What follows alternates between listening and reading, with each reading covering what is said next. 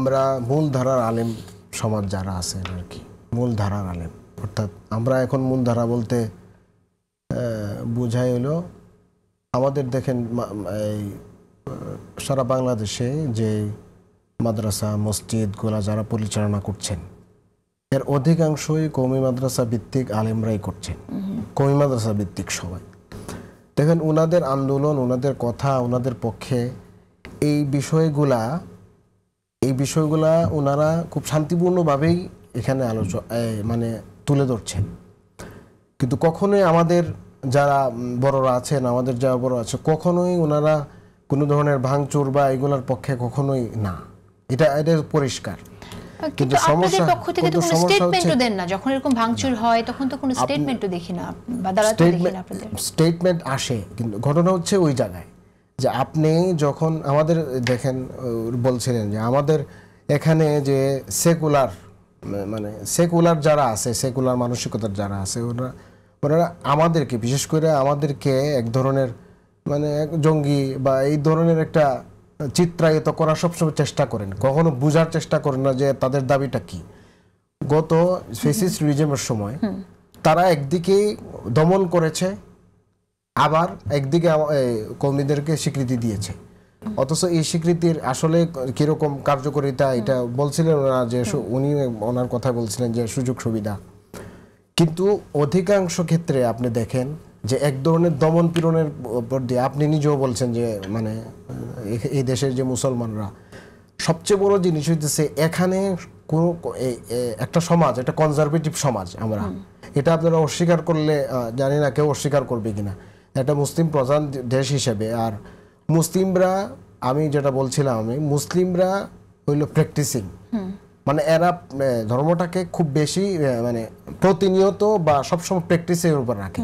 আর এই প্র্যাকটিসটা, মুসলিমদের এই প্র্যাকটিসটা শুধু মাত্র ইবাদতের ক্ষেত্রে না, মানে আপনি কিছু আচার আচরণের মধ্যে না, আকীদা বিশ্বাসের বিষয়গুলো আছে।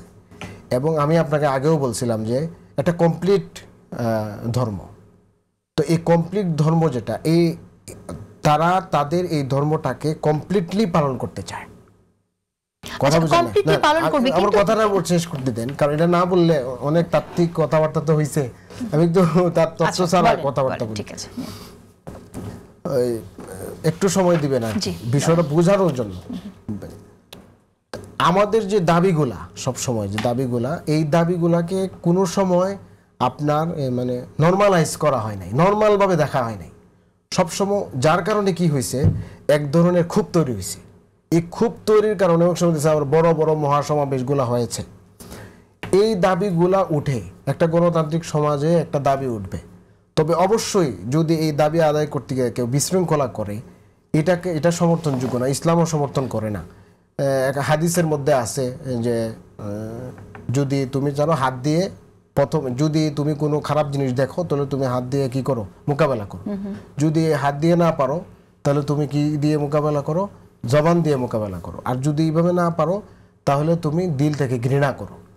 তো হাত দিয়ে যে বিষয়টা, এটা একমাত্র যাদেরকে দায়িত্ব দেওয়া হয়েছে তারা করতে পারবে। যেমন সরকার আছে, পুলিশ বাহিনী আছে, তাদের উদ্দেশ্যেই বলা হয়েছে। কোরআন আয়াতে আছে আইয়ুহাল্লাযীনা আমানু আতিউল্লাহ ওয়া আতিউর রাসূল ওয়া উলিল আমর, অর্থাৎ যাকে দায়িত্ব দেওয়া হয়েছে সে এটা করতে পারবে। কোনো সাধারণ মানুষ ভাঙচুর এগুলো করতে পারবে না, যে কোনো জায়গায় কাউকে উঠায় দেওয়া এগুলো করতে পারবে না। এগুলো করতে পারবে অথরিটি, যাকে এই অথরিটি দেওয়া হয়েছে তারা এটা করতে পারবে।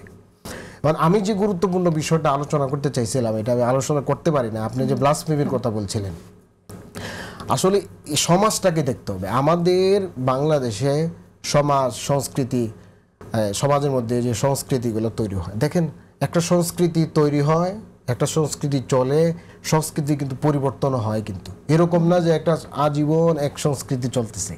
যেখানে বাউলের বিষয়টা, এটা প্রতিষ্ঠিত পেয়েছে 1700 শতক থেকে 1800 শতক, এই সময়টার মধ্যে। এর আগে এটা ছিল হলো আপনার ওই যে এই যে সাধক ফকির এগুলার যে ধারাটা, তাদের বক্তব্য হচ্ছে তারা মানবতা, মানে মানবিক বিষয়, এগুলা বিষয় নিয়ে সামনে নিয়ে আসে। তাহলে একটা বাহাসের কথা বলছিলেন, কিন্তু বাহাস যে আপনি করবেন, এই বাহাস করার জন্য আপনি তো গালাগালি করবেন না, আপনি যখন একজন বাহাস করতে যায়, একজন আরেকজনের সাথে তর্ক করবে, প্রশ্ন উঠাবে। এখন এই প্রশ্ন ওঠার সময় আপনার একটা ট্রেডিশন ফলো করতে হয়। এখন আপনি যদি ট্রেডিশনের বাইরে যান, আপনি যদি এই ধরনের কিছু বলেন, যে গালাগালি করেন, তখন তো আশপাশে যারা আছে বলবে, ভাই তুমি গালাগালি করছো কেন, এইভাবে কথা বলছো কেন? আচ্ছা, তাহলে একটু এক্সাম্পল দিয়ে কথা বলে সুবিধা হয়। গালাগালিটা কোন পক্ষ করেছে, কোনটাকে আপনি গালি হিসেবে ধরছেন, সেটা একটু যদি বলেন। আর আপনি বললেন যে দাবির কথা, মানে আপনাদের দাবি কি আসলে? আলেম সমাজ কি চায় না যেখানে বাউলরা গান করুক, এখানে শিল্পী যারা আছে তারা গান করুক, বা নারীরা যারা আছেন তারা শিল্পে থাকুক, বা ফুটবল খেলার কথা যদি আমরা বলি তারা আর ফুটবল খেলুক? আমরা জামাত ইসলামের একজন নেতার কথা শুনলাম যে নারীরা নারীদের সামনে শুধু নাচতে পারবে। তার মানে আলেম সমাজ কি চায় না যে শিল্প মাধ্যমে নারীরা কাজ করুক? একটা হচ্ছে, দেখেন, একটা নীতি, ইসলামের কিছু নীতি আছে সুনির্দিষ্ট।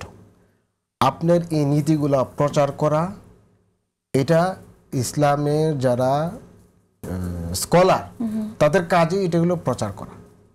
এবং প্রচারের মাধ্যমে মদিনা রাষ্ট্র যে কায়েম হয়েছিল, তাত্ত্বিক আলোচনা করছেন, তো আমি আবার ওই তত্ত্ব আলোচনা করতে চাইতেছি না। আমি যে বিষয়টা বলতে চাইতেছি যে দাবি করতে পারে, ঠিক আছে, দাবি আদায়টাকে যদি জঙ্গি হিসেবে উপস্থাপন করা হয়, তাহলে এটা মানে ফ্রেমিং করা হয়, তাহলে এটা আমার মনে হয় উচিত হবে না, এটা উচিত না। দাবি করতে পারে, যেমন ব্লাসফেমির কথা বলছিলেন আপনি, আইনটা তৈরি হয় কেন? সমস্যা সৃষ্টি হইলে আইন তৈরি হয়, যে আইন দিয়া এটাকে কি করতে হয়। অথচ আমাদের সমাজটা যে এরকম হবে কেন, যে এই সমাজটাকে ঠিক করতে হলে আইন লাগবে? আগেও তো সমাজ চলেছে, তো আইন তৈরি করে কি জন্য? সমস্যা সৃষ্টি হওয়ার কারণে। তো আমাদের এখানে সমস্যা আছে, অনেক আছে, এবং এই সমস্যাগুলো আসছে। এবং যারা ধর্মীয় প্রবক্তা তারা দেখছেন যে সমাজের শৃঙ্খলা এগুলোর কারণে নষ্ট হচ্ছে। আপনি বলছেন, আমি আগেও বলছিলাম যে ধর্ম অনুভূতির বিষয়টা, এটা কে বিবেচনা করবে? এটা কে বিবেচনা করে? পুলিশ? পুলিশ তো এটা, সে তো ধর্ম সম্পর্কে জানেই না, সে কিভাবে এটাকে ডিল করবে? এটাকে একটা সামগ্রিক, আমার প্রস্তাব থাকবে এখান থেকে যে সামনে যারা সরকার আসবে, সরকার যে আলেম, সব ঘরানার আলেমদেরকে নিয়ে একটা বোর্ড থাকবে, একটা কি থাকবে, কাউন্সিল থাকবে, যে ওনারা ঠিক করবেন যে আসলে এটা কতটুকু পরিমাণে আপনার কি হয়েছে, মানে অনুভূতিতে আঘাত। অনুভূতির তো কোনো শেষ নাই, অনুভূতিতে কিভাবে আঘাত করলো, এটা ওনার ভুল আছে কিনা, উনি এই সম্পর্কে জানেন কম কিনা। তো সরকারের বিষয়ে যেটা হয়েছে, উনি যেভাবে মন্তব্যটা করেছেন, এটা সরাসরি মানে আল্লাহ তাআলাকে নিয়েই কথা হয়েছে। আচ্ছা, তো যার কারণে এটার যে প্রতিক্রিয়াটা, আমি একটু শেষ করব, এটার যে প্রতিক্রিয়াটা সৃষ্টি, পাল্টা যে প্রতিক্রিয়াটা সৃষ্টি হয়েছে, এই প্রতিক্রিয়াটাকে কিভাবে কন্ট্রোল করবে, এটার জন্য সুশীল সমাজ, আলেম ওলামা, সরকার, তারা একসাথে বসে এটা ঠিক করার পরিস্থিতি কখন তৈরি করেন নাই। সবাই যার যারকে দোষ দিয়ে যাচ্ছেন। বিভিন্ন ঘটনা ঘটছে, এই যে এগুলা হচ্ছে নিজের হাতে আইন তুলে দেওয়ার মতো। এটা ইসলামও সমর্থন করে না, কোনো একটা সভ্য রাষ্ট্র এটাকে সমর্থন করতে পারে না। এটা একদম পরিষ্কার কথা আমার। এগুলা দেখার জন্য এগুলা, আপনার কোনো দাবি থাকলে আপনি, আপনার মঞ্চ আছে, আপনি এই বিষয়ে দাবি তুলতে পারেন, কিন্তু এক জায়গায় ভাঙচুর করবেন, ওইটাকে আমরা কখনোই, আমাদের মূলধারা আলেমরাও কখনো এই ধরনের কাজকে সমর্থন করেন নাই। ওকে, আচ্ছা, আপনি সংক্ষেপে একটু বলেন তো যে জামাত ইসলামী যে ইসলামী শরিয়া আইন কায়েম করার কথা বলছে ক্ষমতায় গেলে, এবং তারা তো এমনও বলছে যে নারীরা নারীদের সামনে নাচতে পারবে না। এটা নিয়ে যখন আমরা অন্য নেতাদের সাথে কথা বলি, তখন এমনও শুনেছি যে এই কথাটা অনেক আগে বলা হয়েছে, বা অন্য নারীদের কথাও বলা হচ্ছে তারা যেন ঘরে থাকে, ঘরে থাকলে রিওয়ার্ড দেওয়া হবে। আপনারা আলেম সমাজ কিভাবে দেখেন এই বিষয়গুলোকে? আমি আপনার প্রতিষ্ঠানের কথা যদি শুনি। আসলে এই বিষয়টা যে দেখেন, ধর্মের কিছু বিধিনিষেধ আছে। বিধিনিষেধ বলতে, বিধিনিষেধ বলবো না এটাকে, একজন মানুষ যখন ধর্ম পালন করে, কোনো নিয়মকানুন পালন করে, একটা জীবন ব্যবস্থার দিকে যায়, তখন তার কিছু নিয়মকানুনের ভিতরে থাকতে হয়। তো ইসলামের কিছু দিক নির্দেশনা আছে। ইসলামে একটা শরিয়া আইনে রাষ্ট্র চালানোর মতো একটা কনসেপ্ট আছে, এবং শত শত বছর যাবৎ এই কনসেপ্টে রাষ্ট্র পরিচালিত হয়েছে। ইতিপূর্বে আমরা ইতিহাস যদি দেখি, তাহলে আপনি এটা স্বীকার করবেন যে এই কি ছিল, মানে এরকম রাষ্ট্র ছিল, শরিয়া আইনের রাষ্ট্র চলেছে। এখন কথা হচ্ছে যে এখন তো বাংলাদেশ শরিয়া আইনের রাষ্ট্র না, শরিয়া আইনের রাষ্ট্র না। এখন আপনি এই রাষ্ট্রটাকে কিভাবে পরিচালনা করবেন, বা আপনি রাষ্ট্রে গেলে আপনি ওই শরিয়া আইনটা আপনি কায়েম করবেন কিভাবে, এই বিষয়ে আপনার স্পষ্ট ধারণা আপনাকে মানুষের সামনে তুলে ধরতে হবে। এখানে কোনো ধরনের দ্বিধা থাকলে হবে না। এটা হলো আমার ফার্স্ট কথা আর কি। আসলে আমরা মানে আমাদের বিশ্বাসটা একভাবে বলছি, আমাদের কাজগুলো হচ্ছে ভিন্ন। আমাকে একটু বলেন তো, সেটা হচ্ছে যে শরিয়া আইন যদি কায়েম করার কথা আমরা বলি, যে ধরেন আপনারাই কখনো ক্ষমতায় গেলেন, শরিয়া আইন কায়েম করলেন, তাহলে কি আপনার জুলাই সনদের দরকার আছে? এটা আসলে এটার উত্তরটা আমি কিভাবে দিব?